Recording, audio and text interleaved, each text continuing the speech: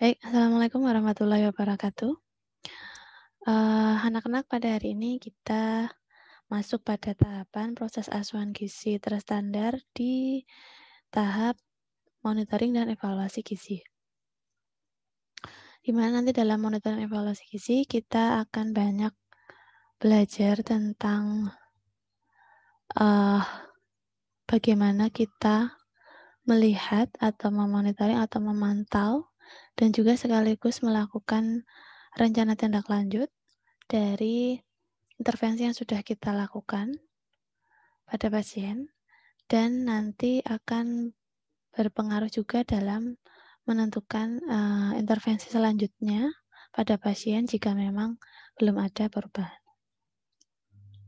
Sebelumnya mari kita berdoa terlebih dahulu. Bismillahirrahmanirrahim. Raditu billahi robba wa bil islami dina wa bi Muhammadin nabiyya wa rasulah. Rabbi zidni ilma wa rizqni fahma. Baik, pada kesempatan kali ini Ibu ingatkan lagi bahwa dalam proses tahapan asuhan gizi terstandar itu kita mulai dari asesmen gizi, yang mana pada tahapan asesmen kita mengumpulkan data dari pasien, kemudian menginterpretasi atau menyimpulkan bahwa data yang didapatkan itu menunjukkan interpretasi data apa, misalkan ya. Kemudian mendokumentasikan, artinya mengarsip, mengumpulkan data tersebut jadi satu file, kemudian masuk ke dalam tahap diagnosis. Nanti dalam diagnosis kita akan banyak berusaha untuk melakukan identifikasi dan memberikan label masalah. Kemudian kita menentukan penyebabnya, kemudian baru menyampaikan atau menunjukkan gejala dan tanda-tandanya, sekaligus mendokumentasi. Jadi, setelah pada tahap diagnosis, ini menjadi hal yang paling penting karena ketika kita bisa menentukan problem masalah pada penyakit tersebut, pada pasien tersebut dengan tepat, maka tentu kita bisa menentukan intervensi gizi yang sesuai juga. Sehingga pada tahap asesmen kita harus pastikan bahwa kita menginterpretasi data dengan tepat. Kemudian dari asesmen, data yang sudah kita simpulkan, kita buat diagnosis gizinya, kita buat problem, etiologi, dan sign and symptomnya. Kemudian dari problem ini kita bisa melakukan intervensi apa, dan harapannya dalam intervensi ini kita bisa melakukan pertama merencanakan, kemudian membuat tujuan serta tindak lanjutnya, kemudian diimplementasikan intervensi ini. Contohnya kalau memang dia harus mendapatkan diet yang sesuai, ya kita berikan dietnya. Kalau memang pasien memerlukan konsultasi gizi, ya kita berikan konsultasi gizi. Atau kalau memang keluarganya membutuhkan edukasi juga untuk bisa mendukung kesuksesan diet pasien, kita juga bisa memberikan edukasi pada keluarga. Begitu juga di tahap intervensi ini kita juga memberikan asuhan secara menyeluruh serta tindakan yang kita lakukan atau intervensi tadi. Nah, pada tahap-tahap asesmen, diagnosis gizi, dan intervensi kita perlu memperhatikan berbagai hal, terutama bagaimana kita memiliki kompetensi yang baik, kompetensi yang sangat baik, keterampilan, serta pengetahuan dietetik yang baik, karena sekarang kalian sudah mendapatkan materi atau mata kuliah dietetik, sehingga harapannya pada mata kuliah proses asuhan gizi terstandar ini bisa kalian sinkronkan, bisa kalian padukan antara bagaimana kita melakukan asuhan gizi yang terstandar dan bagaimana kita menerapkan ilmu-ilmu dietetik kita untuk bisa memberikan diet yang tepat pada pasien. Tentu dalam melakukan asuhan gizi terstandar kita harus lebih kritis dalam mengetahui masalah-masalah pada pasien. Jadi kita harus bisa berpikir kritis dan juga pasti berkolaborasi karena kita tidak akan bisa bekerja sendiri. Kita tentu harus berkolaborasi, brainstorming, dan juga meminta pendapat atau saling berdiskusi untuk bisa menentukan diet yang tepat, menentukan intervensi yang tepat, baik itu dari sisi gizi maupun yang lainnya. Jadi kita harus berpikir kritis, artinya dalam kita menentukan problem masalah atau masalah pada pasien tersebut, kita harus benar-benar tepat, harus kritis, dan dalam menentukan intervensi kita juga harus berpikir bagaimana intervensi ini bisa sesuai atau tepat tindakannya. Nah, setelah kita menentukan asesmen dan intervensi, masuk pada tahapan monitoring dan evaluasi. Artinya pada tahap ini kita harus selalu memonitor monitor dan mengevaluasi gizi pada pasien. Mulai apa yang dimonitor, nah nanti kita akan memonitor ini data asesmen gizi. Data asesmen gizi yang akan dimonitor gitu ya. Kemudian tadi kalau waktu kita memonitor asesmen gizi kan, asesmen gizi itu kan terdiri dari apa tuh? Antropometri, biokimia, klinis, dan dietary. Nah, nanti yang dimonitor itu adalah diusahakan 4 hal ini. Diusahakan, tapi yang kalau memang yang paling memungkinkan itu biasanya yang paling sering ditemui kita dalam proses pelaksanaan di rumah sakit itu paling sering kita memonitor dalam waktu dekat ya, dalam waktu jangka panjang, jangka pendek itu biasanya kita bisa melihat ini data lab tuh bisa data biokimia. Kemudian tanda-tanda klinis bisa kita lihat dalam waktu dekat 3 hari atau 1 minggu. Dietary kita bisa melihat recall 24 jamnya atau kalau mau lebih valid lagi kita lihat pola asuhnya dengan melihat pola makannya dengan melihat 3 bulan terakhir menggunakan FFQ. Jadi nanti kita akan pantau monitoring evaluasi ini tidak hanya dalam waktu jangka pendek, tapi jangka panjangnya nanti bisa melakukan FFQ tadi. Tapi kalau jangka pendek kita cukup melakukan recall 24 jam. Nah, kemudian selain kita memonitor assessment ini, kita akan melihat ini. Jadi kalau pasien A dia memiliki data recall 24 jam ketika di rumah sakit itu masih kurang dari standar atau masih kurang baik, maka harapannya ketika dimonitor nanti pola makan pasien tersebut atau hasil recall 24 jamnya itu harapannya ketika setelah dilakukan intervensi itu nanti pola makan atau hasil recall 24 jamnya bisa lebih baik atau meningkat setelah dilakukan intervensi.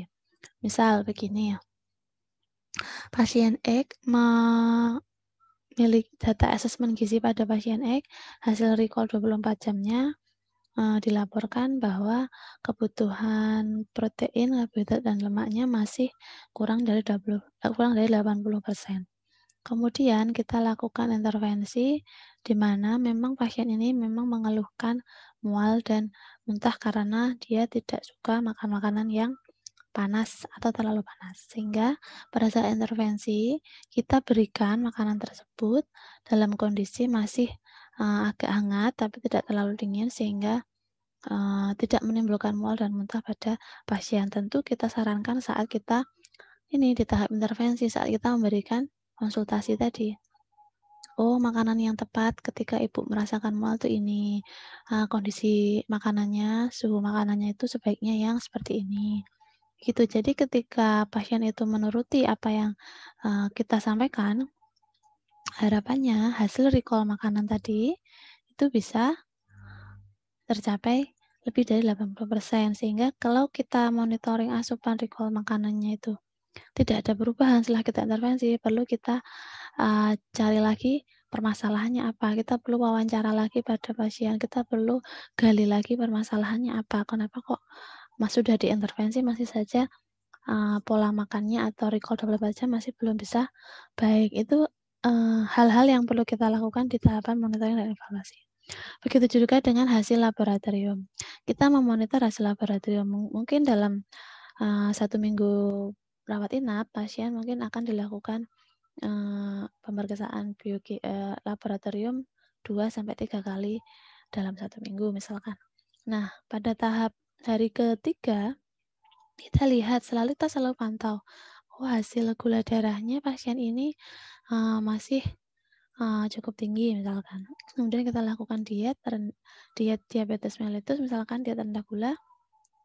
Kemudian setelah kita berikan diet, kemudian selama 3 hari pasien mengkonsumsi diet kita lihat hasil biokimianya setelah 3 hari beliau mengkonsumsi diet rumah sakit, kemudian disuruh cek lagi kan gula darahnya, ternyata sudah menurun. Artinya pada saat pasien itu mematuhi diet yang sudah kita berikan dan diet kita memang sudah tepat, harapannya pada saat monitoring evaluasi ini, indikator hasil lab atau hasil gula darah tadi bisa berubah atau mendekati normal.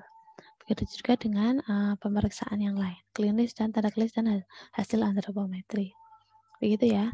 Jadi ini adalah gambaran secara umum yang akan kita pelajari sekarang ya. Sekarang di tahap monitoring dan evaluasi. Baik, untuk monitoring dan evaluasi sebenarnya merupakan langkah kritis untuk menentukan hasil spesifik dari asuhan gizi. Jadi kita akan menentukan seberapa jauh perkembangan yang terjadi pada pasien dan apa dampak yang diharapkan pasien itu sudah tercapai. Jadi nanti kita akan menjawab apakah intervensi gizi strategi kita itu sudah memecahkan masalah diagnosis kita. Apakah monitoring dan evaluasi gizi kita itu sudah bisa menjawab diagnosis gizi yang sudah kita buat. Gitu ya. Misalkan diagnosis gizi kita yang kita buat itu adalah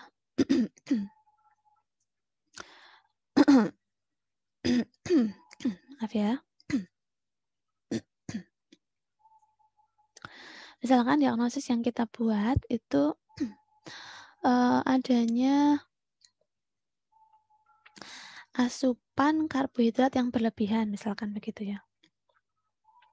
Asupan karbohidrat yang berlebihan berkaitan dengan gangguan metabolisme karbohidrat pada pasien dengan penyakit diabetes mellitus, kemudian ditandai dengan kadar gula darah puasa yang lebih dari, misalkan kadar gula darahnya sekitar 300 atau 400 begitu ya. Kemudian kita monitor, ketika kita monitor adalah tadi, kalau memang dalam diagnosis gizi tadi menyebutkan ada data lab terkait gula darah, maka yang kita monitor di saat tahapan ini adalah hasil lab kadar gula darahnya. Kemudian kita lihat tanda dan gejalanya serta penyebabnya.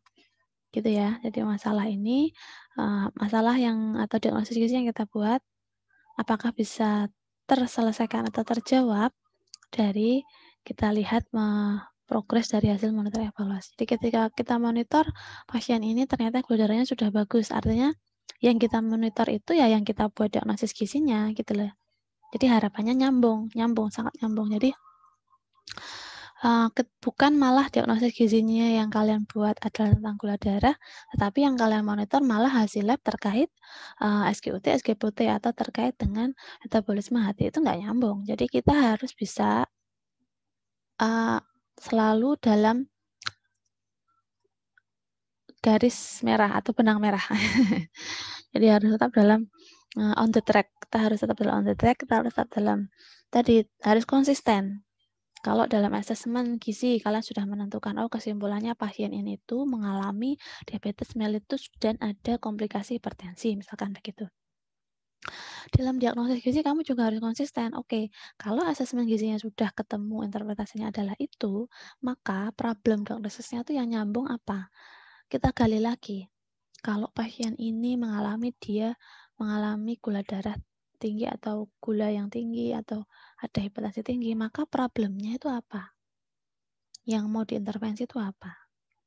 Kemudian kamu kaitkan dengan tadi, penyebabnya itu apa tuh kok pasien itu bisa gula darahnya tinggi? Apakah karena memang dia sering mengkonsumsi makan makanan manis, sering makan makanan asin, ataukah memang dia punya riwayat penyakit yang memang mencetuskan gejala-gejala atau tanda-tanda hipertensi. Misalkan begini, ada juga yang pasien dia hipertensi bukan karena makanannya, tetapi karena penyakit penyakit utamanya yaitu ginjal. Bisa juga seperti itu. Artinya kalian harus kritis, gali lebih dalam pada saat di asesmen tadi. Itulah kenapa kita harus perlu terampil, kita harus paham betul di tahapan asesmen karena ini nomor satu. Kalau tahap nomor satu ini sudah kurang datanya, kurang lengkap, kalian nggak paham, bisa jadi dalam menentukan diagnosis dan intervensi juga kurang tepat. Sehingga pada tahap monitoring evaluasi gizi, kita harus benar-benar mengacu tadi itu. Kalau diagnosis gizinya yang kita buat itu terkait dengan tadi misalkan perubahan perilaku atau terkait dengan perubahan kadar gula darah atau asupan karbohidrat yang berlebihan, maka yang kita monitoring ya terkait dengan itu, tidak ada yang lainnya. Jadi kita harus sinkron dengan diagnosis gizinya. Pastikan sudah seberapa jauh, sudah meningkat berapa persen, atau malah menurun berapa persen gitu ya, dari yang intervensi kita lakukan. Lalu tujuan MONEF itu sebenarnya apa sih? Ya, ada 4 kalau yang saya buat di sini. Menentukan dampak intervensi, artinya intervensi yang kita lakukan itu dampaknya apa sih? Outcome yang diharapkan itu apa? Kita lihat di monitoring evaluasi. Jadi setelah kita intervensi, setelah kita melakukan tindakan pada pasien, itu kita lihat hasilnya di MONEF. Outcome yang diharapkan itu apa sih? Oh jelas pasien harus sehat, pasien harus bisa pulang dalam kondisi sehat. Tapi apa yang dilihat sehatnya itu seperti apa? Ya tadi kita lihat ABCD-nya tadi. Asupannya udah baik betul, udah baik belum? Tanda klinisnya sudah berkurang belum? Apakah mual muntahnya sudah hilang? Apakah demamnya sudah hilang? Apakah tekanan darahnya masih sudah rendah atau sudah normal maksud saya? Begitu ya. Jadi tujuan MONEF itu di sini, menentukan dampak dari intervensi yang kita lakukan dan harapannya outcome yang diharapkan itu sudah muncul di MONEF ini. Kemudian tujuan MONEF memberikan fakta apakah intervensi gizi ini berhasil merubah perilaku pada pasien gitu ya. Tadi kalau memang tadi diagnosis gizinya terkait dengan domain perilaku, itu juga kita bisa melihat sudah ada perubahan perilaku belum selama di rumah sakit, selama kita intervensi, waktu dia masuk dengan ketika selama di rumah sakit ada perubahan perilaku enggak? Terutama dalam mengkonsumsi diet rumah sakit. Dia nurut enggak? Dia mau makan enggak? Dia mau mengikuti pola jadwal pemberian makan kita enggak? Artinya itu kita lihat di MONEF. Mengevaluasi outcome asuhan gizi tentu. Jadi asuhan gizi yang kita lakukan kita harus selalu mengevaluasi. Artinya tentu saja apa yang kita lakukan itu harus selalu ada evaluasinya, harus ada perbaikan atau mungkin apa istilahnya evaluasi. Jadi kita harus melihat data-data asuhan gizi yang kita lakukan itu benar-benar tepat atau tidak gitu ya. Menyusun bahasa terstandar intervensi gizi. Jadi harapannya dalam tujuan MONEF ini kita tuh bisa melihat seberapa jauh intervensi kita itu bisa mencapai outcome yang diharapkan. Jadi nanti untuk mencapai 4 tujuan MONEF ini kita perlu menentukan indikator atau alat ukur yang tepat. Nah, untuk indikator dan alat ukur yang tepat, salah satunya tadi kita bisa melihat menghitung kebutuhan gizinya, kemudian kita lihat kita bandingkan dengan yang sudah dia konsumsi untuk dietarinya. Kemudian kita lihat hasil labnya, rujukan normalnya berapa, dan kita lihat apakah sudah mendekati normal atau belum. Kita tentukan data yang dapat digunakan sebagai pembanding. Jadi kita menentukan data itu di dalam MONEF, data normalnya berapa untuk bisa dijadikan sebagai pembanding. proses klien terkait outcome yang diharapkan, tadi artinya selama proses asuhan itu ada hal-hal yang masukan dari pasien atau keluarga terkait dengan asuhan kita, dan kita juga menentukan isu-isu yang membantu atau menghambat adanya perbaikan, itu juga perlu, dan kita tentu harus menentukan seberapa jauh pasien itu mencapai kebutuhan. Sehingga nanti pada tahap monef itu selain kita mengevaluasi intervensi gizi yang kita lakukan, kita juga akan menentukan tindak lanjut kita ke depan gitu ya. Artinya, oke, pasien ini masih perlu dibimbing, masih perlu dipantau lagi dengan kedisiplinan penerapan dietnya. Artinya, monitoring ini bisa kita lakukan dalam waktu dekat untuk bisa melihat dengan baik, artinya memantau secara rutin dulu gitu ya. Artinya pada saat pasien ini ternyata harus pulang dan dietnya memang harus dipantau. Nanti pasien diminta untuk datang kembali atau kita akan memantau pasien baik itu by telepon atau mungkin tatap muka 3 hari kemudian atau 1 minggu kemudian untuk bisa kita wawancara lagi, kita interview lagi, kita amati lagi apakah setelah pulang dari rumah sakit pasien itu menaati atau menerapkan konseling yang kita lakukan atau arahan-arahan yang kita lakukan. Gitu ya. Jadi monitoring itu tidak hanya sebatas pada saat pasien sudah berada di rumah sakit saja, tapi kita monitoring ketika pasien sudah ada di rumah dengan kita monitor secara bertahap, secara periodik. Kalau memang dalam 1 minggu, pasien ini sudah mau mengikuti nih program diet kita, nanti kita pantau lagi 1 bulan lagi. Jadi kita lakukan secara bertahap. Jikalau memang penyakit yang diderita pasien memang berkaitan dengan tadi ya diet yang kita lakukan secara rutin ya, misalkan kayak penyakit diabetes, hipertensi, stroke, ginjal itu kan diet-diet yang memang harus rutin diterapkan secara baik ya. Artinya pasien tidak bisa asal melakukan diet karena nanti akan berdampak pada jadi ya penyakitnya yang bisa dibilang untuk sembuh itu cukup butuh waktu lama gitu ya. Sehingga monitoring evaluasi ini tetap kita tentukan target-targetnya. Sekarang kita monitoring pasien ini sampai tahap pertama. Nanti tahap kedua kita lihat lagi dari sisi pasien, apakah yang ingin pasien harapkan dari diet yang kita berikan. Sehingga kita bisa melihat bagannya bahwa asesmen, diagnosis, intervensi, dan monitoring evaluasi itu sebenarnya merupakan gabungan dari terapan-terapan asuhan gizi yang memang harus kita lakukan dalam satu siklus. Artinya tidak bisa berhenti di monitoring saja, tapi dalam monitoring ini juga akan kembali lagi dalam tahapan asesmen kalau memang pasien ini belum ada menunjukkan perbaikan. Jadi dalam satu siklus, nanti harapannya dalam diagnosis gizi itu kita bisa menemukan problemnya, dan dalam intervensi ini kita bisa memecahkan masalah etiologinya atau penyebab dari masalah yang muncul, dan harapannya dalam monitoring evaluasi ini kita bisa memonitor tanda dan gejalanya pada pasien ini, yang mana harapannya tanda dan gejala ini juga akan berkurang gitu ya. Jadi problem etiologi dan sign and symptom yang mana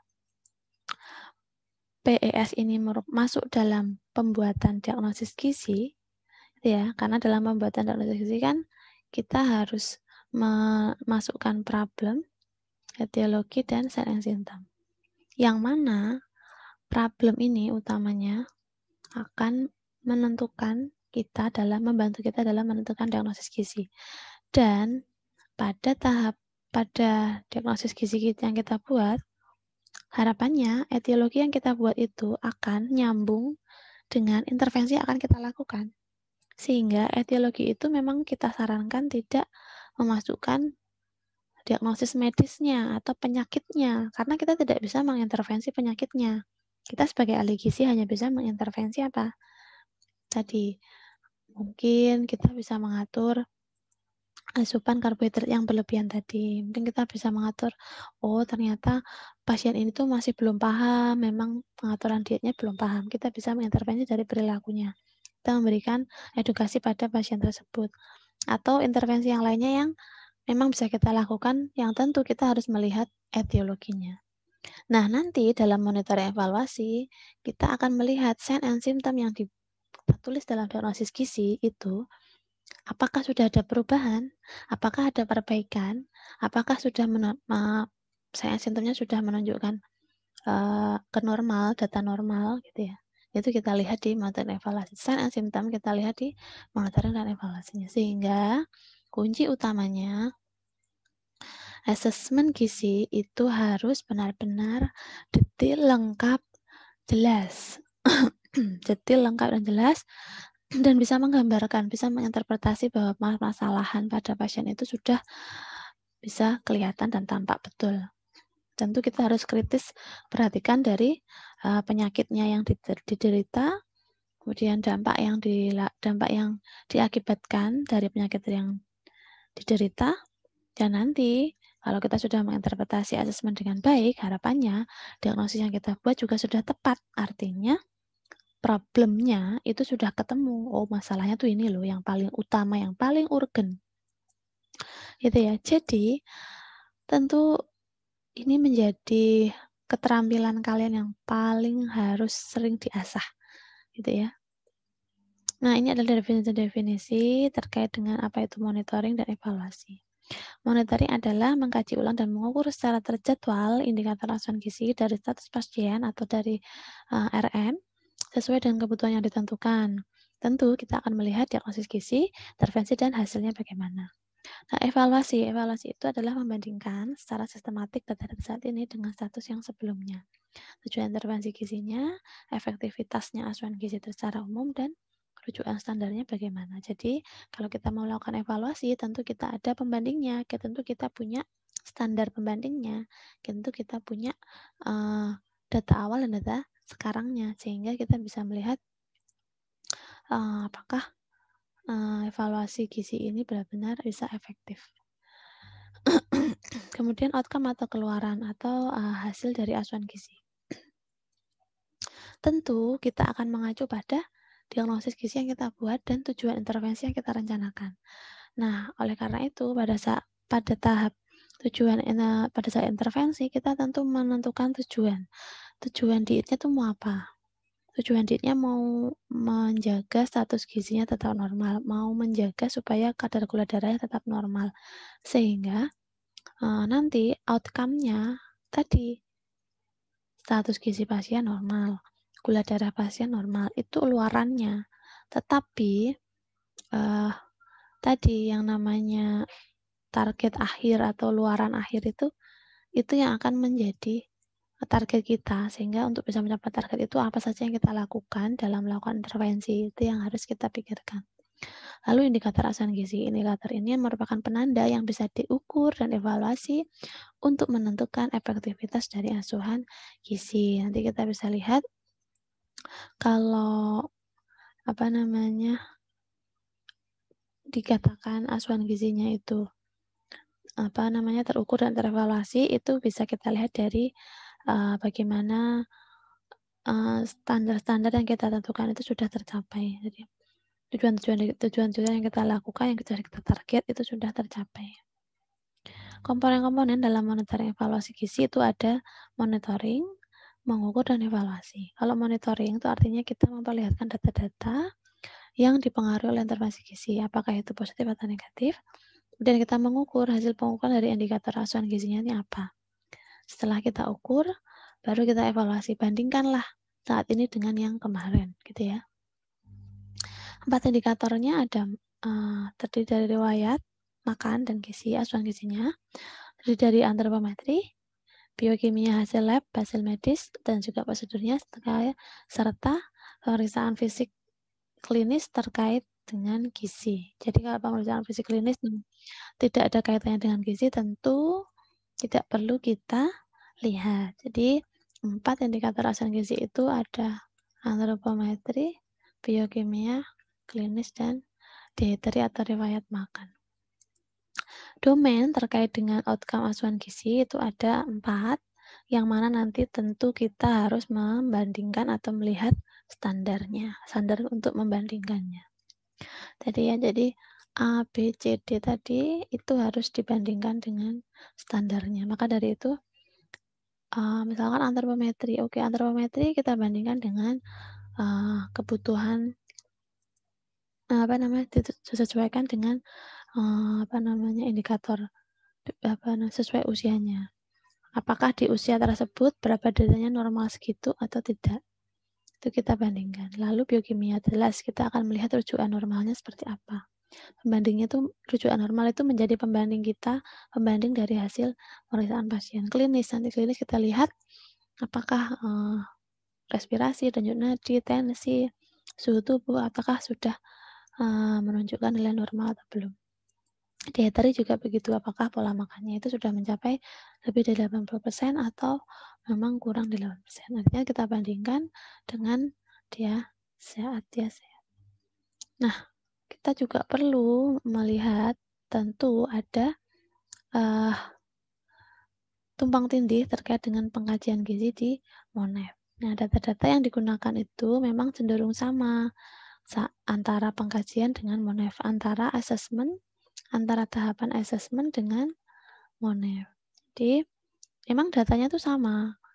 Karena asesmen itu kan mengasesmen tadi ya, A, B, C, D. Nah, yang dimonitor itu juga sama, A, B, C, D. Supaya apa? Bisa sinkron, bisa nyambung. Kalau tadi asesmennya yang B tadi mengatakan rendah datanya atau data klinisnya kurang dari normal, supaya kurang dari 80%, maka harapan yang dimonitor saat dimonitor nanti hasil labnya normal, klinisnya normal, dietarinya normal, itu sudah dimonitor. Jadi memang data yang dilihat, data yang dipakai saat monitoring itu sama di assessment. Tinggal kita lihat progresnya itu seberapa. Namun tujuan dan penggunaan data tersebut, tujuan dari penggunaan data ini itu beda, gitu ya. Kalau ini tadi assessment itu digunakan untuk bisa kita menentukan masalahnya itu apa dalam pasien tersebut. Untuk bisa menentukan diagnosis itu asesmennya harus muncul, interpretasi hasilnya itu apa tuh, permasalahan itu apa tuh. Kalau pasien mengalami edema, berarti pasti berat badannya kan lebih berat dari normalnya. Bukan berarti kemudian dia edema kita gunakan berat badan aktualnya, itu keliru juga. Jadi kita harus benar-benar hati-hati saat kita menentukan asesmen, karena saat kita menginterpretasi, oh anak ini berat badannya lebih dari normal, maka nanti intervensinya adalah kita akan melakukan tujuan bahwa berat badannya harus diturunkan. Padahal berat badannya dia naik itu karena edema, bukan karena lemak atau asupan yang lainnya. Jadi kita harus kritis. Dia berat badan tinggi, berat badannya berlebihan itu karena apa? Edemakah? Ada kelebihan cairan kan dalam tubuh? Atau kalau memang tidak ada kelebihan cairan, berarti dia memang obes. Kalau obes, kita harus memberikan terapi yang sesuai. Artinya kita harus bisa membedakan penggunaan data ABCD ini dalam asesmen, dan kita lihat dalam monitoring. Monitoring itu hanya melihat progresnya ada perubahan enggak. Jadi kegunaannya beda.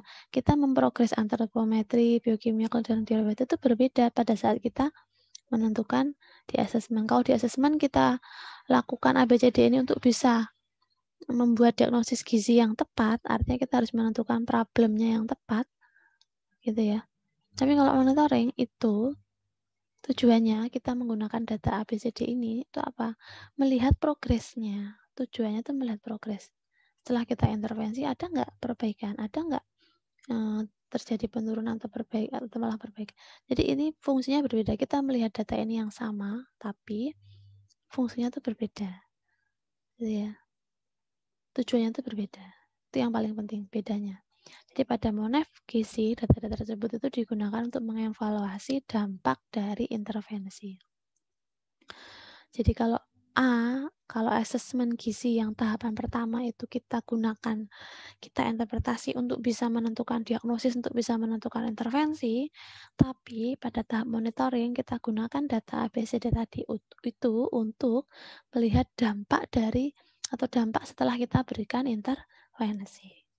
Gitu ya, yang paling penting kalian pahami di sini bahwa asesmen gizi dan monitoring evaluasi gizi itu sama melihat ABCD, asesmen, biokimia, klinik, dan dietari. Tetapi penggunaan data tersebut itu berbeda.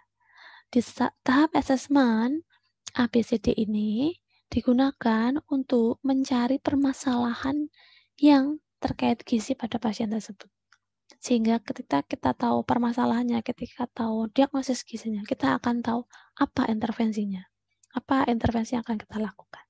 Namun, pada tahap monitoring, data ABCD ini kita gunakan untuk melihat progresnya setelah kita berikan intervensi gizi. Itu ya, catat baik-baik. Hingga nanti pengkajian monef terminologinya akan ada ini, ada riwayat klien, yang tentu kita tidak bisa jauhkan ya, kita harus tetap memperhatikan riwayat-riwayat klien yang bisa menjadi atau membantu kita dalam melakukan monef. Sumber datanya, data yang sudah ada di RM, misalkan ini tadi, data-data yang ada di RM sudah ada di rekam medis pasien, atau data yang perlu ditambahkan setelah asuhan gizi terlaksana. Jadi, ini perubahan makanan dan gizi yang berkaitan dengan pengetahuan, misalkan begitu ya. Jadi setelah kita intervensi, kita bisa tahu, oh, pasien ini tuh pengetahuan tentang gizinya tuh sampai sekian. Artinya kita bisa pelan-pelan melakukan edukasi supaya asupan dietnya bisa berubah. Jadi pemahaman pengetahuan tentang makanan-makanan tersebut bisa berubah sehingga dia mau menjalankan diet yang kita lakukan. Jadi sumber data. Jadi satu lagi yang paling penting dalam kita menentukan diagnosis gizi itu bisa juga atau tidak menampik kemungkinan diagnosis gizi ini akan berubah 1 hari atau 2 hari. Jadi kita melihat progres dari pasiennya. Kalau memang ada perubahan cepat, ada perubahan yang sangat cepat dari pasien, tentu diagnosis gizinya juga akan berbeda, gitu ya. Begitu juga dengan monef yang kita pantau, gitu ya. Jadi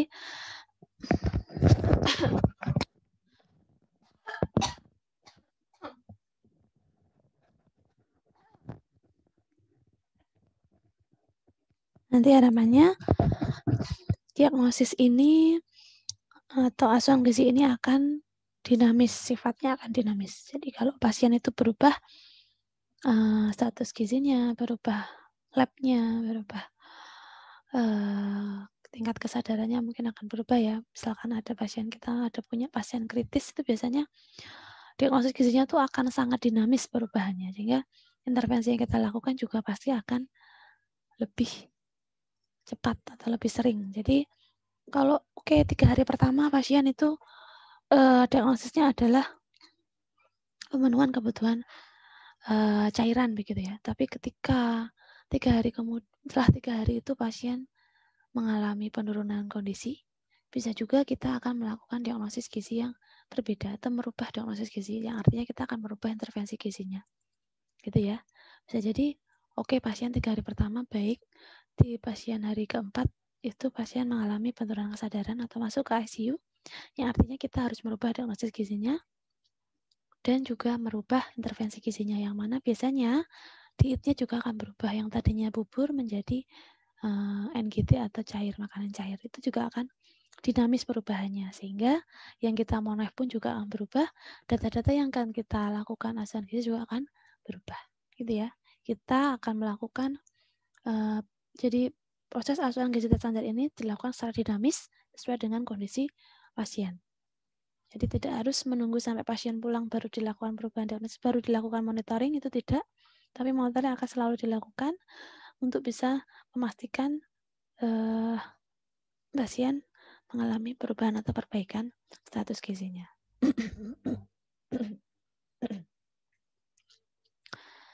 Lalu kriteria apa untuk melakukan evaluasi indikator asuhan gizi? Ya tadi harapannya diet yang kita lakukan, standar rujukan yang kita lakukan, standar pembanding yang kita lakukan, dan data-data dasar dari pengkajian gizi awal itu kita lakukan, kita gunakan untuk menjadikan indikator. Hingga nanti rujukan standarnya nanti bisa sesuai dengan tadi yang ada di rawat inap atau di dalam rawat jalan atau sesuai dengan umurnya, apakah dia anak-anak atau dia lansia, atau sesuai dengan penyakitnya. Jadi tergantung dari rujukan standar sesuai dengan ini kondisinya.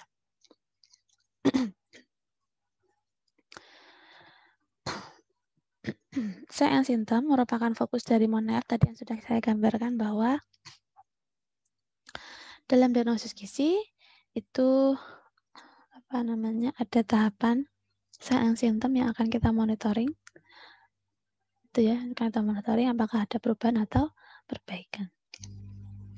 Lalu Monef ini nanti harapannya akan mengarah pada tahap selanjutnya menuju ke reassessment dari siklus asuhan gizi. Jadi kalau pasien itu belum ada perubahan, maka kita akan mengkaji lagi dari awal, kembali lagi dari awal bahwa kalau sign and symptom ini tidak tercapai, maka kita harus memonef atau melakukan reassessment atau pengkajian ulang terkait hasil yang kita temukan di Monef. Jadi hasil yang kita temukan di Monef, kalau ABCD-nya masih belum tercapai, maka kita melakukan reassessment. Reassessment itu apa? Kita kaji lagi, kita lihat lagi problem, etiologi, dan seterusnya sudah benar atau belum, sudah tepat atau belum, atau ada perubahan yang baru kita ganti lagi tahapan intervensinya. Itulah kenapa kita harus berpikir kritis mulai dari sekarang, belajar berpikir kritis untuk bisa menentukan indikator yang sesuai, menentukan data yang tepat untuk kita bandingkan, menentukan proses klien berkaitan dengan hasil yang diharapkan, menentukan penyebab dari perbedaan antara hasil yang dicapai dengan yang diharapkan, dan menentukan hal-hal yang dapat membantu atau menghambat perbaikan, serta kita menentukan berapa lama pasien akan mendapatkan asuhan gizinya. Jadi kita dalam Monef ini harus bisa menentukan keenam hal ini. Inilah contoh form Monef. Ini contoh Monef yang diambil dari pasien. Jadi di sini ada Monef terkait dari tanggal 27 bulan 9 tahun 2019 tidak ada perubahan status gizi. Kemudian untuk hasil lab tidak ada perubahan, belum ada cek lab. Kita lihat tanda klinisnya. Oh, tanda klinisnya ada perubahan nih. Mengalami apa nih? Sindrom malnutrisi. Kemudian, rata-rata asupannya masuk mana nih? Oh, masuk yang cukup. Berarti kita harus tingkatkan lagi nih sedikit. Masalah gizinya apa? Oh, ada sariawan, ada perubahan nafsu makan. Oh, ternyata ada gangguan apa? Jadi kita lihat dan di sini adalah rekomendasi tindak lanjutnya. Ini contoh form Monef. Artinya yang kita Monef itu ini hasil lab atau biokimia, klinis atau C, asupan nutrisi atau D, masalah gizinya apalagi nih yang muncul. Atau kalau memang tidak muncul berarti apa yang harus dilakukan, apa yang perlu dimonef lagi, apa yang perlu dipertahankan, apa yang perlu apa yang perlu diperhatikan dan harus diperhatikan terkait dengan masalah gizinya. Perubahan status gizi berkaitan dengan antropometri. Jadi, form Monef ini memantau antropometri, biokimia, tanda klinis, dan diet dari atau riwayat makan. Ini adalah contoh ringkasan pasien yang pulang, ringkasan pasien pulang. Oke, sudah boleh pulang. Nanti di dalam pasien ini, dalam rekaman ringkasan pulang, nanti akan ada kebutuhan kalori yang dia butuhkan untuk makan. Bentuk makanannya apa? Apakah nasi, bubur saring, bubur nasi biasa. Kemudian frekuensi makannya berapa kali dianjurkannya, rekomendasinya untuk pasien apa, makanan yang dianjurkan apa, makanan yang sebaiknya dihindari apa. Itu yang akan menjadi bekal untuk pasien saat pulang. Dan itu kita tuliskan di sana.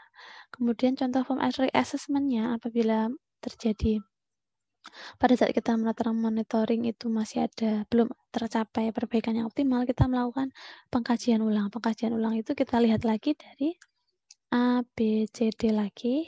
Kemudian kita lihat interpretasinya dari awal lagi. Kita interpretasikan datanya ada masalah di mana, ya. Dan ini adalah contoh formulir berisi diet pasien yang mana pada pasien ini ditentukan dietnya apa, jenis dietnya apa, bentuk makanannya apa, jumlah kalorinya berapa, proteinnya berapa, makanan yang dipantang yang dibolehkan apa, dan ada jenis penyakitnya apa. Itu ya, ini adalah contoh saja. Nanti akan saya berikan beberapa contoh rekam medis yang bisa kalian lihat secara gambaran untuk bisa melihat gambaran. Dan nanti harapannya kalian bisa lebih paham, gitu ya. Berasa cukup.